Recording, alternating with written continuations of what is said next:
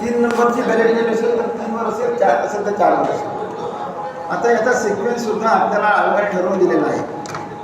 याची मांडणी करताना लेफ्ट टू राईट करायची. म्हणजे लेफ्टला नंबर 1 येईल, त्यानंतर त्याच्या बाजूला राईटला नंबर 2, मग 3 आणि मग 4. उलटं करू नका. 1 2 3 4 असं करू नका. असं जर केलं तर मशीन सुरू होते, मशीनला काही प्रॉब्लेम नसतो. पण ऑफिशियली सांगतो, त्यांचं सेटिंग झालं असतं की इतने नंबर के बटन नाही दबा देना, ते रिव्हर्स होऊन जाते मग. आणि इतका मोठा गोंधळ होतो मग काही सांगता येत नाही. का प्रिसाइडिंगने लक्ष नाही दिलं, प्रिसाइडिंगची पार्टी बोगस आहे, त्याला सांगितलं होतं की त्यांनी लेफ्ट टू राईट लावायचे, मग त्यांनी राईट टू लेफ्ट का लावले, म्हणजे ॲक्शन घ्या, येऊ करा ते करा, मग एकदम तमाशे होतात. म्हणून काय करायचं की लेफ्ट टू राईटच ठेवायचा आपला सिक्वेन्स. लेफ्ट टू राईट ठेवायचा की तो येणारा व्यक्ती उजव्या हाताने जनरली पाहत चालतो असं आपण असे पाहतो ना, असे नाही पाहत रिवर्स, म्हणून तो पाहत चालतो. आता सकाळी 6 वाजता काय करायचं आहे आपल्याला की आपलं एक रजिस्टर घ्यायचं आहे. त्या रजिस्टरमध्ये जे आपल्याला मॉकपोल सर्टिफिकेट द्यायचं आहे त्याचा आराखडा त्याच्यात तयार करून ठेवायचा आहे आपल्या रजिस्टरमध्ये. 4 पानं घ्या रजिस्टरचे, 4 पानावर मॉकपोल असं लिहून ठेवा. मॉकपोल आपण आता मॉकपोल करतो. त्याच्यामध्ये प्रभाग क्रमांक 2 गट अ, म्हणजे प्रभाग क्रमांक 2 अ, याच्यामध्ये किती उमेदवार आहेत हे त्याच्यात लिहिलं राहील. त्यांची नावं लिहून टाका एका साईडला. त्याच्या बाजूला दुसरा रकाना करा दिलेली मते, तिसरा रकाना तिसरा कॉलम करा मिळालेली मते, आणि चौथा करा फरक पडतो काय. असं सर्टिफिकेट आहे आपलं, ते आम्ही तुम्हाला देणार आहोत प्रिंटेड. ते आपल्या वेळेवर उतरून द्या. रफली याच्यात लिहायचं, मग फेर त्याच्यावर करायचं, कारण ते आपल्याला सबमिट करायचं आहे काळ्या पत्रात. मॉकपोल केलं आहे आम्ही अशा पद्धतीने. ते तुम्ही 4 लिहून घेतले तर तुमच्याजवळ डाटा तयार राहील. मग प्रिसाइडिंग ऑफिसरनी हे मॉकपोल स्वतः करायचा आहे, स्वतः करायचं. त्यांनी काय करायचं, कंपार्टमेंटमध्ये आपलं हे मशीन घेऊन जायचं. त्या कंपार्टमेंटमध्ये मशीनला सरकवून द्यायचे थोडं. PO3ला सांगायचं की तू कनेक्शन जोडून द्यायची.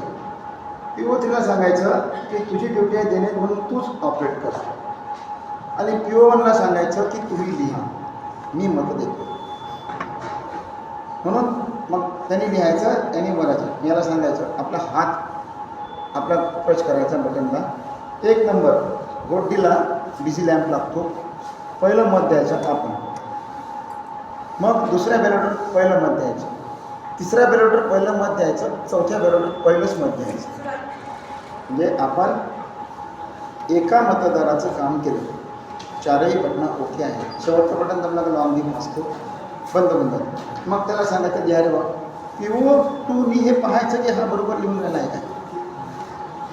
बरेचदा गडबड होते. सकाळी आपण थोडंसं एक्साईट होतो आणि मग गडबड होते. PO2ला काय सांगायचं तू पाहत राहा. एक तर तू लिही PO1ला पाहायला, नाही तर PO1ला लिहायला लावा, तुम्ही तू पाहत राहा हा जे लिहितो बरोबर आहे काय. मग 2 नंबरला मत द्यायचं अ वर, मग ब वर, मग क वर, मग ड वर. असे करत करत आपले पूर्ण आणि शेवटचं मोठावर. बरेचदा आपण काय होतं की 1 वर दिलं मग लगेच 2 वर द्यायचा प्रयत्न करतो, असं होत घेत नाही. इथून इथपर्यंत ही मशीन सील आहे आणि हा गट वर झाला.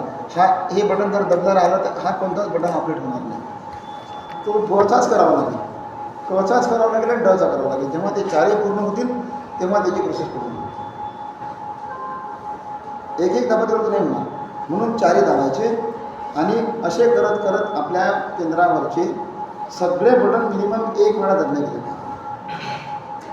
4 गट आहेत. प्रत्येक गटात 9 जरी उमेदवार वगैरे आले तर 9 चौक 36 होतात.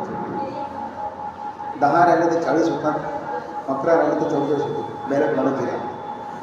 एका याच्यावर आपण 15 नोटाशीच करू शकतो. तर 15 चौक 60 आपण एवढे करू शकतो. 55 असेल तर कारण 1 बटन आहे. 15 चौक 60 त्याला 1 कमी 59 फक्त आपण कॅन्डिडेट 4 मशीनवर करू शकतो. प्रत्येक गटात कोण किती उभा राहील काय राहील काही माहीत नाही. एक लक्षात घ्यायचं की या मशीनवर इथून इथपर्यंत जर अ गट असेल, एक बंद असेल मास्क असा, दुसरे जर याच्यावर बसत असतील तरच ब गट असेल. नाहीतर दुसऱ्या मशीन असं रिवर्स होणार म्हणजे काय, ब गटातले 3 याच्यावर आहे, 2 त्याच्यावर आहे. कलरही वेगळे राहते, कलर वेगळे आहेत, मतपत्रिकेचे मतपत्रिकेचे कलरही वेगळे आहेत. त्यामुळं ब गट आपल्याला क्लिअर दिसेल. आता हे सगळं झाल्यानंतर जेव्हा आपण प्रत्येकाला एक एक मत देऊन राहिलो, त्यानंतर आपल्याला ही मशीन क्लिअर करावी लागेल. ठीक आहे. तर आपल्याजवळ सध्या 2 वार्ड, एका वार्डाचे 2 कॅन्डिडेट सेट केलेली मशीन आहे. आपण त्या प्रत्येकाला एक एक मत देऊन देऊ, म्हणजे आपली आयडिया आणखी क्लिअर होईल. ठीक आहे.